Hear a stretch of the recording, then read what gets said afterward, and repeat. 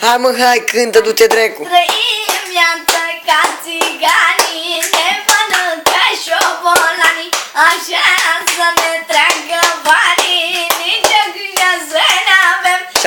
Și acum sistemul meu, aia.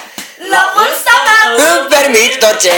și dacă mă laudam cu ce, am tot ce poftește inima, e frumoasă viața mea.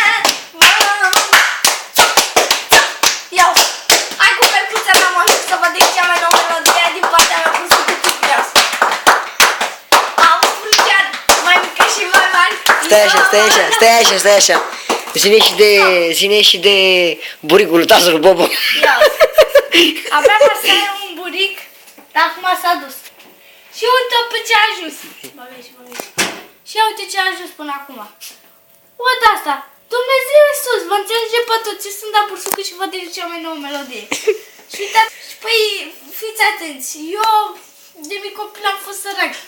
Și uitați ce casă am, uitați, televizoare, plasmă, toate alea, tot ce-mi doresc eu să știți. Da, și acum să vă zic eu, acum să vă zic de o femeie bețivă, o cheamă Mihaela, dacă știți de ea. Mama lui Bobo. Mama lui Bobo aia care se fute mult. O știe toată lumea. Joacă acolo la aparatele alea, bagă șeptari, rușe și bunicul cel mai uriaș.